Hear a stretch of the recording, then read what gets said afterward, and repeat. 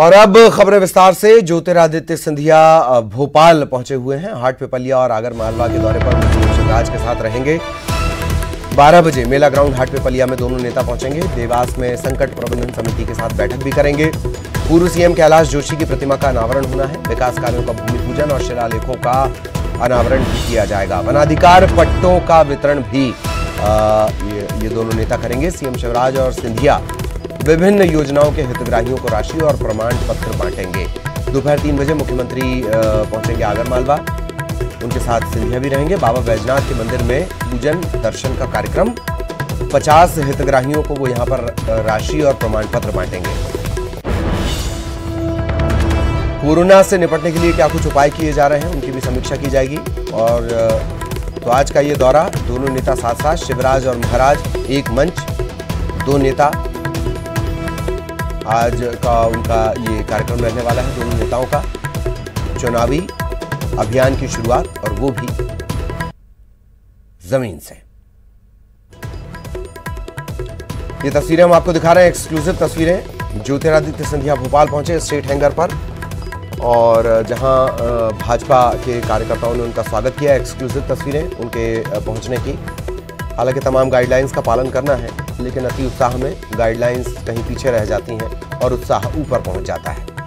Exclusive तस्वीरें इस वक्त हम आपको दिखा रहे हैं स्टेट हैंगर की, जब कुछ देर पहले ज्योतिरादित्य सिंधिया विशेष विमान के जरिए यहां पर पहुंचे। भाजपा नेताओं ने उनका स्वागत किया।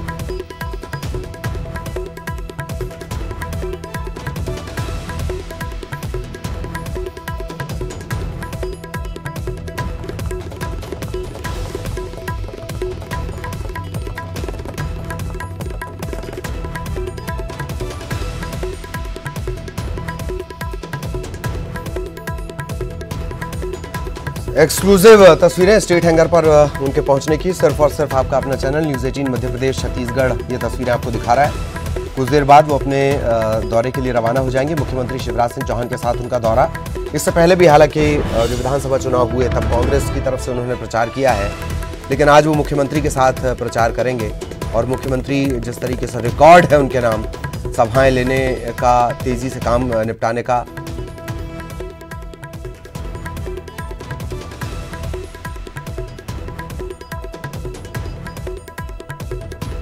और मंत्रिमंडल को लेकर, मंत्रिमंडल और विभागों के बंटवारे को लेकर उनसे सवाल भी किया गया। क्या कुछ उन्होंने कहा, वो भी सुनाते हैं आपको।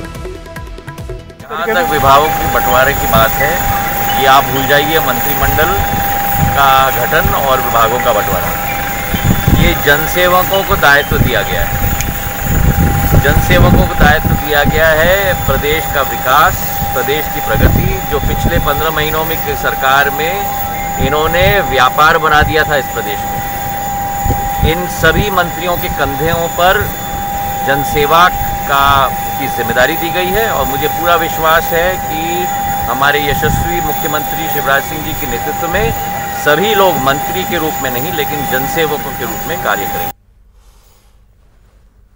सहयोगी अनुराग इस वक्त हमारे साथ जुटे हुए हैं। अनुराग, दौरे के बारे में शॉर्ट जानकारी, लेकिन खास बात जो कही गई कि मंत्री और विभागों के बंटवारे को अब भूल जाइए।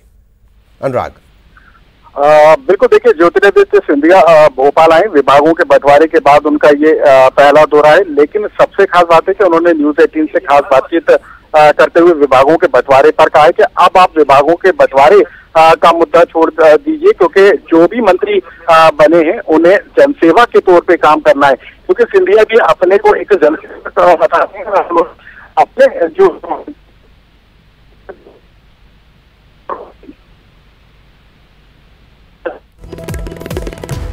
चलिए, कुछ तकनीकी दिक्कत है, अनुराग की आवाज भी हम तक नहीं पहुंच पा रही है। अनुराग हमारे साथ जुड़े हुए थे, जानकारी दे रहे थे, और उन्होंने एक्सक्लूसिव बातचीत की है न्यूज़ 18 मध्य प्रदेश छत्तीसगढ़ से, और तब उन्होंने ये बात कही कि अब सबको जनसेवा करनी है।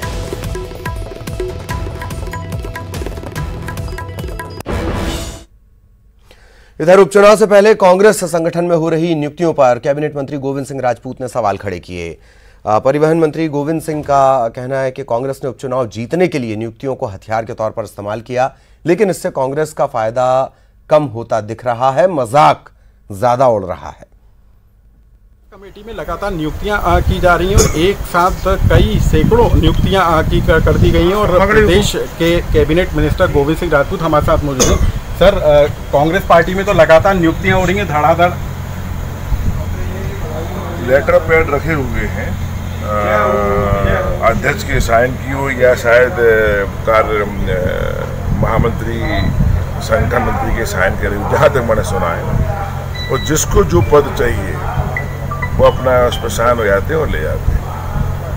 सर, ये क्या माने कि चुनाव के दौरान की गई नियुक्तियां, क्योंकि पता ही नहीं चल पा रहा कितनी नियुक्तियां कर दी जा रही हैं। बताया जा रहा है कि पूरे प्रदेश में जहां पर उपचुनाव होना है 2000 से ज़्यादा नियुक्तियां हो गई हैं। हाँ, मुझे भी सुनने में आया करीब इसमें मध्य प्रदेश कांग्रेस कमेटी के 2 से 3 हज़ार करीब पदाधिकारी हो चुके हैं। वो चुनाव की दृष्टि से अपने गली गली में पोस्ट पड़ रही हैं, लेकिन इससे क्या है कि बड़ी हंसी का पात्र बन रहे हैं। और पदाधिकारी जो बन के जा रहे हैं वो खुद भी कह रहे हैं कि बनने से होना क्या है, किसी वैल्यू तो है नहीं। अधिकारी को काट दो, वो भेजो कि मैं उपाध्यक्ष हूँ, कहता भैया अभी तो 12 उपाध्यक्ष मिल के गए हैं। तो ये एक मजाक का सी बनी हुई है। लेकिन उपचुनाव में एक असरदार होगी, उपचुनाव में असर करेगा क्या कांग्रेस के लिए? जब बनने वाला खुद ही कह रहा है कि मैं मजाक बन गया हूँ तो जनता में क्या असर? जनता भी कहती है कि कांग्रेस में क्या 2-5 हज़ार मंत्री होते हैं, मतलब ऐसा कभी सुना? संविधान की व्यवस्था का ऐसा जो संगठन बना होगा कांग्रेस का, संविधान में तो मैं खुद योग कांग्रेस के मध्य प्रदेश का अध्यक्ष रहा हूँ और एक लिमिटेशन होता है कि इतने महामंत्री होंगे, उपाध्यक्ष होंगे, इतने सेक्रेटरी होंगे। कांग्रेस का अध्यक्ष होगा, कार्यवाहक अध्यक्ष का कोई सिस्टम ही नहीं है। लेकिन पिछले चुनाव हुए तो लोकसभा के, तो जो आया उसको कार्यवाहक अध्यक्ष, जो आया उसको कार्यवाहक अध्यक्ष। अब जब कोई नेता आता है तो कार्यवाहक अध्यक्ष को मंच से भगा दिया जाता है। वो कहते हैं कार्यवाहक अध्यक्ष, मंच से नीचे तो लड़ाई होती है, कार्यवाहक अध्यक्ष हूँ। और जब इसी तरीके से मतलब मैं समझता हूँ कि इतने सारे पदाधिकारी बन जाएंगे तो कैसे मंच से बैठ जाएंगे, कैसे उनका सम्मान होगा? ये तो बड़ी विचित्र स्थिति बनी। तो उपचुनाव से पहले कांग्रेस पार्टी में ताबड़तोड़ नियुक्तियां हो रही हैं, लेकिन अभी नियुक्तियों को लेकर बीजेपी ने सवाल उठाना शुरू कर दिया है कि संविधान जो संगठन का ढांचा होता है उसके खिलाफ ये नियुक्तियां की जा रही हैं। कैमरामैन खिलान के साथ अनुराग श्रीवास्तव, न्यूज़ 18। और भाजपा महिला मोर्चा आज से हर हर मोदी घर घर तुलसी के 3 दिन के अभियान की शुरुआत करने जा रही है। अभियान की प्रभारी अंजू माखीजा ने बताया कि सांवेर विधानसभा क्षेत्र में हर घर में कार्यकर्ता दस्तक देंगे। सभी को तुलसी का पौधा और तुलसी की माला के अलावा मास्क बांटा जाएगा। मोर्चा की जिलाध्यक्ष ने कहा कि इस दौरान तुलसी का औषधीय महत्व बताते हुए कोविड-19 की रोकथाम की समझाइश भी लोगों को दी जाएगी। तुलसी के इस अभियान के जवाब में कांग्रेस हर हर महादेव अभियान चलाएगी। 51,000 घरों में शिवलिंग बांटे जाएंगे।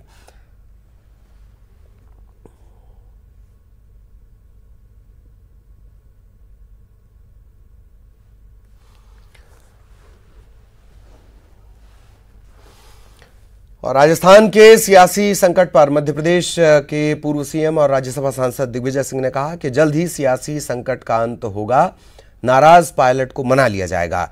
दिग्गी ने यह भी कहा कि कांग्रेस विधायकों को 10-10 करोड़ में खरीदने के फोन आ रहे हैं।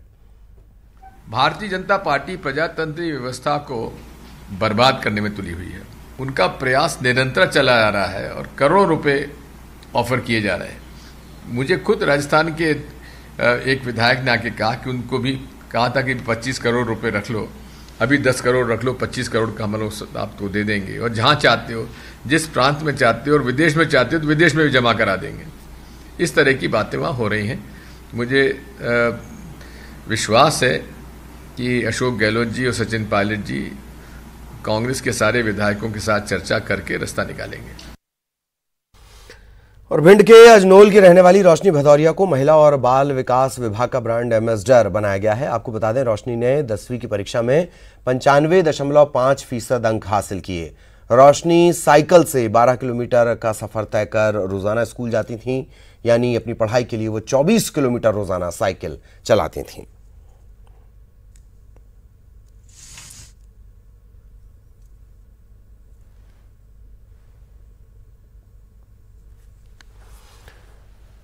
तो भिंड जिले के अजनोल की रहने वाली हैं रोशनी, और अब एक तरह से उनके लिए भी तोहफे की बात है, वो प्रेरित भी करेंगी लोगों को।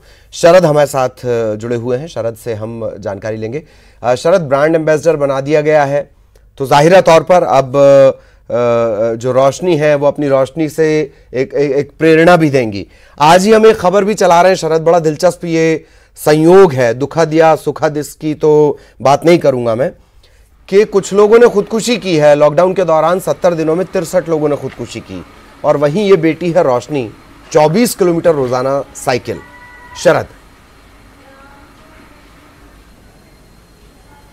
देखिए बिल्कुल आपने सही कहा है, और वाकई में रोशनी की जो कामयाबी थी उसको इसी तरह का सम्मान मिलना भी चाहिए। वो अपनी मेहनत से और आगे बढ़े, आगे पढ़े, ये हम उम्मीद करते हैं। और जिस तरीके से उसे ब्रांड एम्बेसडर बनाया गया है तो निश्चित तौर पर प्रशासनिक तौर पर भी उसका मोटिवेशन होने का अब जो काम है वो होगा। और रोशनी वाकई में उन लोगों के लिए रोशनी है जो ये सोचकर ज़िंदगी हारने का जो फैसला है वो कर लेते हैं कि अब उनकी ज़िंदगी में सिर्फ और सिर्फ अंधेरा है।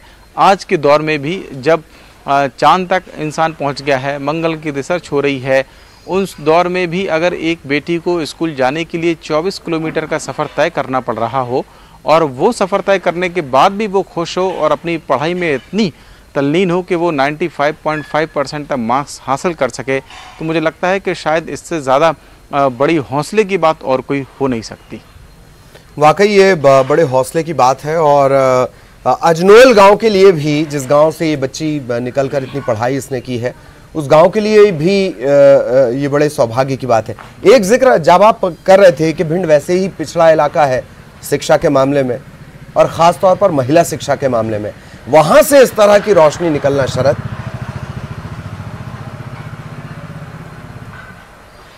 बिल्कुल आपने सही कहा है। इससे पहले तक आप याद करिए कि जब भी भिंड या मुरैना ज़िले की बात होती है तो परीक्षाओं में अक्सर सामूहिक नकल करने या परीक्षा केंद्रों पर खिड़कियों से पर्चियां डालने या नकल के लिए गाइड खोलकर दिखाने वाली तस्वीरें सामने आती थीं, और वो इलाका इस वजह से जाना जाता था कि वहाँ नकल के लिए कुख्यात है।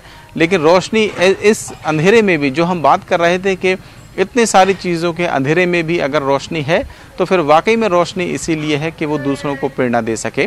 न केवल उसने ग्वालियर चंबल का जो मान है वो बढ़ाया है, बल्कि वो ऐसे तमाम बच्चों के लिए जो ये सोचते हैं कि अब उनकी ज़िंदगी में कुछ नहीं है, सारी सुविधाएं होने के बावजूद भी ये सोचते हैं कि शायद अब उनके लिए ज़िंदगी के आगे कोई राह बची नहीं है, और जैसा आपने कहा कि खुदकुशी जैसे फैसले कर लेते हैं, उनके लिए ये रोशनी वाकई में रोशनी बनकर सामने रहेगी।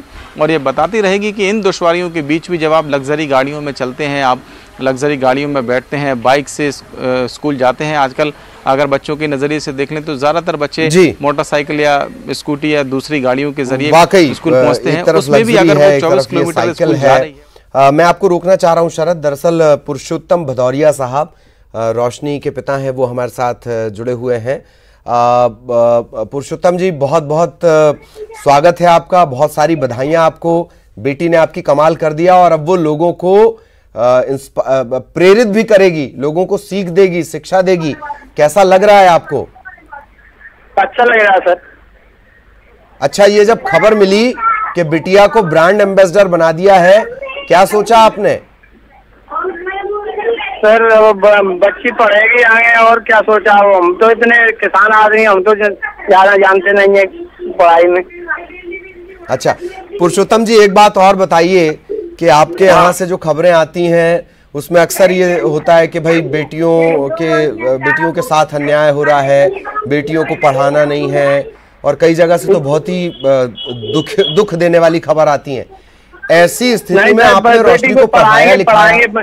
जी बोलिए सर। बेटी को तो पढ़ाएंगे, अब यहाँ 12वीं क्लास तक होने के बाद अपने इतनी भूल नहीं है, तो हमने की 10वीं और 12वीं क्लास यही यहाँ से ही कराएंगे। जी अच्छा, क्या बनना चाहती है रोशनी बड़े होकर? क्या बात करते हैं आप उससे? आपने कुछ बोला है उसको कि तुम्हें ये बनना है या ऐसे बनना है? सर वही बच्ची अब पढ़ लिख के जो आगे बनेगी वही बनाएगी अपना, वही जाने, अब हम क्या सर जानते हैं। मतलब आपके तरफ से कोई दबाव नहीं है? नहीं, वो बच्ची पढ़ेगी वही आगे। अच्छा चलिए, बहुत बहुत धन्यवाद और एक बार फिर ढेर सारी बधाइयां। पुरुषोत्तम सिंह भदौरिया साहब हमारे साथ जुड़े हुए थे। रोशनी के आप पिता हैं और आज उनका भी जो सीना है वो फख्र से चौड़ा हो गया कि बेटी ने ना सिर्फ ये मार्क्स लेकर आई है बल्कि वो पूरे अब इस अंचल की, इस सूबे की रोशनी बनने वाली है। शरद, आपका भी बहुत बहुत धन्यवाद तमाम जानकारियों के लिए। ब्रेक के लिए रुक रहे हैं।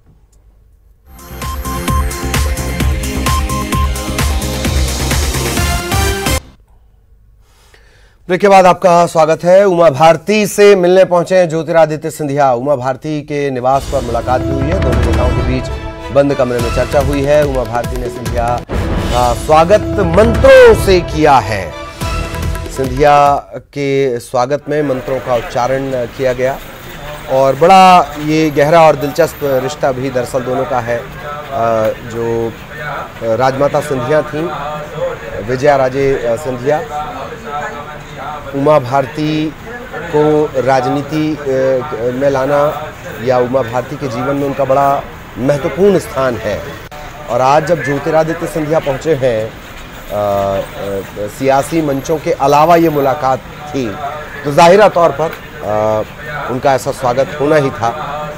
उमा भारती से मिलने के लिए वो पहुंचे और उमा भारती ने मंत्रोच्चार के साथ उनका स्वागत किया है।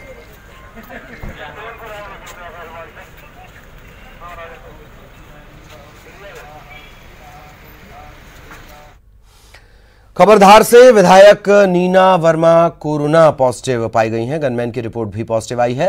विधायक पहले से ही होम आइसोलेशन में हैं और अब उनकी रिपोर्ट आ गई है। विधायक नीना वर्मा कोविड-19 पॉजिटिव। एक और विधायक कोविड-19 की चपेट में।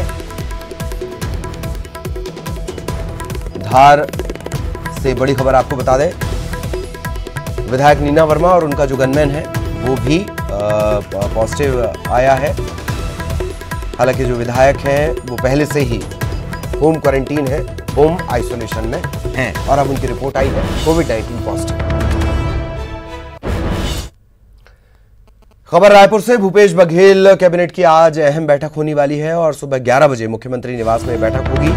बैठक में शिक्षा कर्मियों के सम्मेलन पर चर्चा होगी। शिक्षक नियुक्तियों को लेकर भी अहम चर्चा हो सकती है। किसानों के लिए, गोधन पालकों के लिए ये माना जा रहा है कि इस बैठक में कई अहम फैसले आ सकते हैं। खरीफ की फसल के लिए खाद बीज को लेकर चर्चा हो सकती है।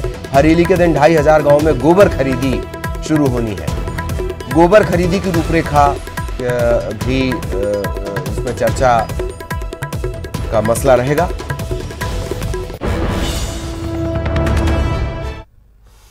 छत्तीसगढ़ में संसदीय सचिवों की नियुक्ति को लेकर काफी दिनों से चल रही असमंजस की स्थिति अब खत्म। भूपेश बघेल सरकार ने 15 संसदीय सचिवों के नामों का ऐलान कर दिया है। ये नाम वही हैं जो न्यूज 18 ने सबसे पहले आपको बताए थे और न्यूज 18 की उस लिस्ट पर भी मुहर लगी है। आज शाम 4 बजे इन्हें पद और गोपनीयता की शपथ दिलाई जाएगी। मुख्यमंत्री भूपेश बघेल के आवास पर स्थित एक कार्यक्रम में ये समारोह आयोजित किया जाएगा। शपथ लेने वाले संसदीय सचिवों में द्वारकाधीश यादव, विनोद सेवनलाल चंद्राकर, चंद्रदेव राय, शकुंतला साहू, विकास उपाध्याय, अंबिका सिंहदेव, चिंतामणि महाराज, यूडी मिंज, पारसनाथ राजवाड़े, इंदरशाह मंडावी, कुंवर सिंह निषाद, गुरुदयाल सिंह बंजारे, डॉक्टर रश्मि, आशीष सिंह, शिशुपाल सूरी और रेखचंद जैन शामिल हैं। और संसदीय सचिव नियुक्त किए जाने के बाद खल्लारी के विधायक द्वारकाधीश यादव और महासमुंद के विधायक विनोद सेवनलाल चंद्राकर के समर्थकों ने आतिशबाजी की। न्यूज 18 से बात करते हुए विधायक द्वारकाधीश यादव और विनोद चंद्राकर ने मुख्यमंत्री समेत कांग्रेस के आला नेताओं का आभार जताया।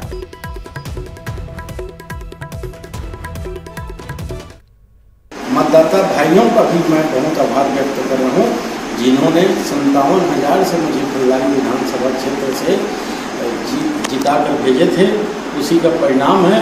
और माननीय प्रदेश अध्यक्ष मोहन मरकाम जी का भी मैं आभार व्यक्त करता हूं और सभी वरिष्ठ नेता हमारे कांग्रेस पार्टी का, उनका भी मैं आभार व्यक्त करता हूं। माननीय मुख्यमंत्री जी के नेतृत्व में, उनके मार्गदर्शन में सभी काम सफलतापूर्वक होगी। माननीय भूपेश बघेल जी का आशीर्वाद मिला है, उसके लिए मैं माननीय भूपेश बघेल जी को और कांग्रेस पार्टी को, राहुल गांधी जी को, सोनिया गांधी जी को धन्यवाद देना चाहूँगा, जिन्होंने मुझे इस पद के योग्य समझा और नई जिम्मेदारी दी। जिम्मेदारी मिल रही तो जिम्मेदारी का पूर्णतः निर्वहन किया जाएगा और सभी जिम्मेदारियों का हम हर संभव प्रयास करेंगे कि लोगों को समस्याओं से निजात मिल सके और क्षेत्र का विकास हो, पूरा छत्तीसगढ़ का विकास हो। खबर रायपुर से। संसदीय सचिवों के बाद निगम मंडल में अब नियुक्ति जल्द की जा सकती है। कांग्रेस के प्रदेश अध्यक्ष मोहन मरकाम ने बयान दिया है कि आज या कल निगम मंडलों में नियुक्तियों की सूची जारी हो जाएगी। निगम मंडल की सूची को पार्टी हाईकमान ने भी अपनी स्वीकृति दे दी है।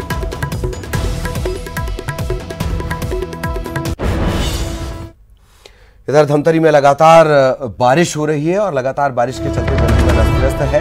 1 जून से अब तक जिले में औसत बारिश हुई है 519 मिलीमीटर बारिश हो चुकी है। धमतरी ब्लॉक में ये आंकड़ा सामने आया है। और इस बुलेटिन में इतना ही। नमस्कार।